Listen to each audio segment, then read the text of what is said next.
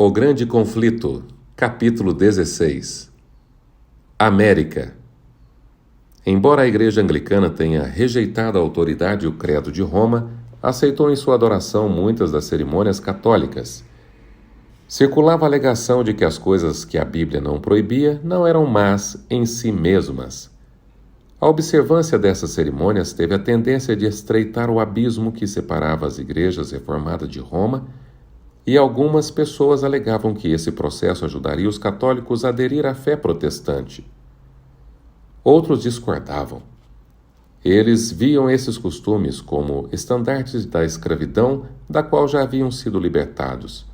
Argumentavam que, em sua palavra, Deus havia estabelecido as regras que governam sua adoração e que as pessoas não tinham liberdade para acrescentar a elas ou eliminar qualquer uma.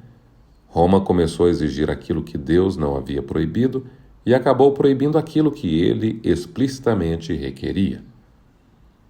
Muitos consideravam os costumes da Igreja Anglicana uma forma óbvia de idolatria e não podiam participar de sua adoração. Mas a Igreja, com o apoio das autoridades civis, não permitia dissidências. Cultos não autorizados foram proibidos sob pena de cárcere, exílio ou morte. Os puritanos eram caçados, perseguidos e presos. Não conseguiam ver nenhuma promessa de dias melhores. Alguns, enquanto tentavam encontrar refúgio na Holanda, foram traídos nas mãos de seus inimigos. No entanto, a perseverança deles finalmente foi recompensada e encontraram abrigo nas amistosas praias dos Países Baixos. Deixaram a casa e o emprego, eram estrangeiros em uma terra estranha, forçados a trabalhar em ofícios com os quais não estavam familiarizados para garantir a sobrevivência. Mas eles não perderam tempo em ociosidade, nem com reclamações. Agradeceram a Deus pelas bênçãos e sentiam-se felizes por poderem adorar sem medo. Controle certo. Quando a mão de Deus parecia apontar para que atravessassem o mar e que se dirigissem a uma terra na qual poderiam fundar um governo para si e dar aos filhos a herança da liberdade religiosa, eles seguiram adiante no caminho que o Senhor conduziu. Perseguição e exílio abriram caminho para a liberdade. Ao precisarem se separar pela primeira vez da Igreja Anglicana, os puritanos fizeram uma aliança com o povo livre de Deus para andar juntos em todos os seus caminhos revelados ou a serem revelados para eles. Esse era o princípio vital do protestantismo. Com essa intenção, os peregrinos partiram da Holanda a fim de encontrar um lar no Novo Mundo. O pastor John Robinson, em seu discurso de despedida, disse aos exilados: "Recomendo-lhes perante Deus e seus benditos anjos a não me seguirem além do que seguia a Cristo. Se o Senhor lhes revelar qualquer coisa por outro instrumento seu, estejam prontos a aceitá-lo, assim como sempre estiveram dispostos a aceitar qualquer verdade de meu ministério, pois tenho grande confiança de que o Senhor tem mais luz e verdade que ainda surgirá de sua santa palavra. Da minha parte, não poderia me sentir pior diante da condição das igrejas reformadas que agora não vão além daquilo que a reforma lhes trouxe. Os luteranos não conseguem ir além daquilo que Lutero viu. Os calvinistas permanecem exatamente onde foram deixados por aquele grande homem de Deus que ainda não conseguia enxergar todas as coisas. Embora esses líderes fossem luzes acesas e resplandecentes em sua época, ainda não compreendiam todo o conselho de Deus, mas se vivessem em nossos dias estariam tão dispostos a aceitar a luz adicional quanto a luz que primeiro receberam. Lembrem-se da promessa e aliança que fizeram com Deus e uns com os outros de aceitar qualquer luz e verdade que chegar a vocês de sua palavra escrita. Com isso, porém, imploro que tomem cuidado quanto ao que aceitarão como verdade, comparando e ponderando com outros textos bíblicos da verdade antes de aceitar. Pois não é possível que o mundo cristão tenha saído tão recentemente de dessas trevas anticristãs e já tenha encontrado plena perfeição de conhecimento assim de repente. O desejo de ter liberdade de consciência inspirou os peregrinos a atravessar o oceano, suportar as dificuldades da falta de civilização e estabelecer as bases de uma poderosa nação. No entanto, Eles ainda não compreendiam o princípio de liberdade religiosa.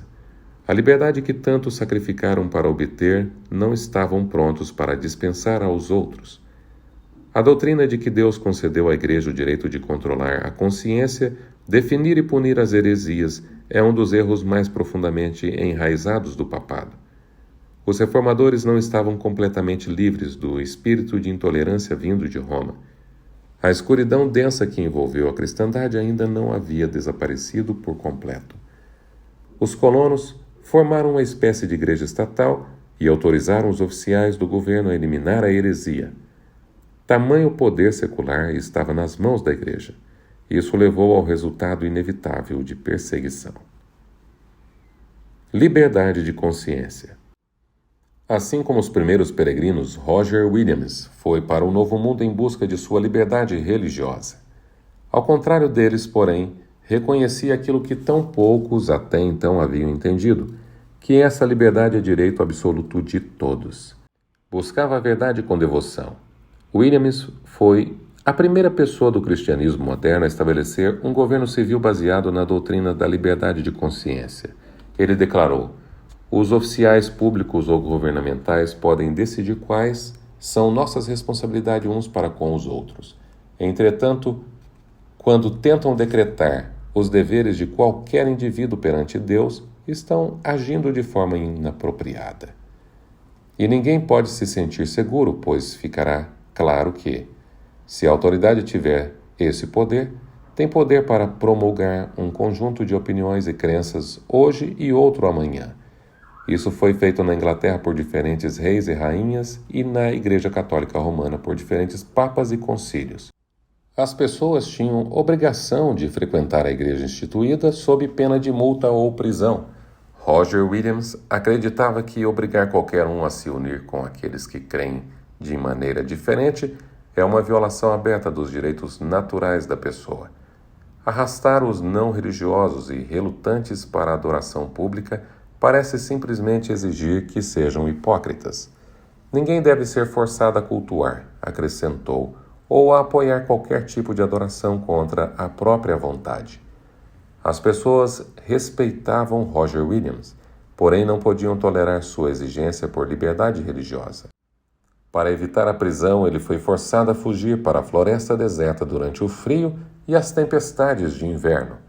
Ele conta: por 14 semanas tive sérias dificuldades com o clima rigoroso, sem comida nem cama para dormir. Contudo, os corvos me alimentaram no deserto, e uma árvore oca proporcionou abrigo. Prosseguiu em sua dolorosa fuga pela neve e floresta fechada até encontrar segurança em meio a uma tribo de índios cuja confiança e afeição havia conseguido conquistar. Roger Williams lançou as bases do primeiro Estado moderno ao reconhecer o direito que todas as pessoas deveriam ter de liberdade para adorar a Deus de acordo com a luz da própria consciência. Seu pequeno Estado, Rhode Island, cresceu e prosperou até os seus princípios fundamentais, liberdade civil e religiosa, se tornarem as pedras fundamentais da República Norte-Americana. Documento de liberdade. A Declaração de Independência norte-americana afirmou: defendemos que essas verdades são evidentes em si mesmas, a saber que todos os seres humanos foram criados iguais, que receberam de seu Criador certos direitos inalienáveis, que entre esses direitos estão a vida, a liberdade e a busca da felicidade. A Constituição garante que o governo não pode violar a consciência individual. O Congresso não fará nenhuma lei a respeito do estabelecimento de qualquer religião, nem proibindo o livre exercício da mesma. Os criadores da Constituição reconheceram o princípio eterno de que o relacionamento de uma pessoa com Deus está acima de qualquer legislação humana e que os direitos de consciência não devem ser violados. Trata-se de um princípio inato que nada pode erradicar. Espalhou-se por toda a Europa a notícia acerca de uma terra na qual todos podiam desfrutar os resultados do próprio trabalho e obedecer à sua consciência. Milhares rumaram para as praias do Novo Mundo, 20 anos após a chegada dos primeiros peregrinos em Plymouth, 1620. 20.000 haviam se estabelecido na Nova Inglaterra. Eles nada pediam da terra além do retorno razoável do próprio labor. Suportaram com paciência as dificuldades da falta de civilização, regando a árvore da liberdade com lágrimas e com o suor de seu rosto, até ela fincar raízes profundas na terra.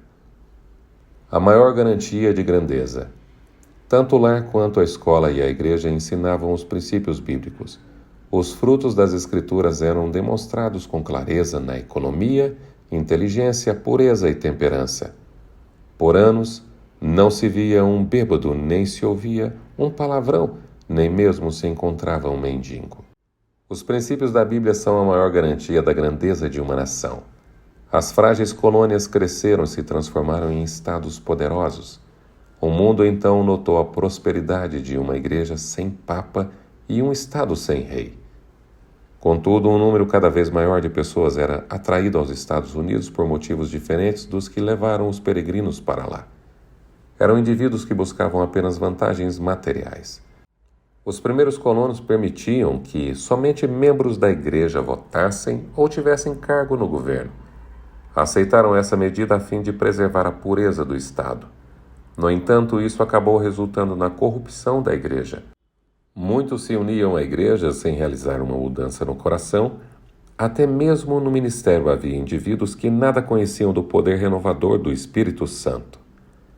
Desde os dias de Constantino até o presente, a tentativa de edificar a igreja usando o auxílio do Estado pode aparentar levar o mundo para mais perto da igreja, mas, na verdade, acaba levando a igreja para mais perto do mundo. As igrejas protestantes dos Estados Unidos, assim como as da Europa, falharam em avançar no caminho da reforma.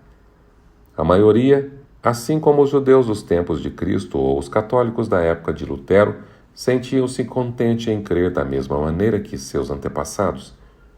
Dessa maneira, erros e superstições eram perpetuados. A reforma morreu aos poucos, até haver uma necessidade quase tão grande de reforma dentro das igrejas protestantes quanto na Igreja Católica Romana dos tempos de Lutero. As igrejas protestantes tinham a mesma reverência por opiniões humanas e substituíam a palavra de Deus por teorias humanas.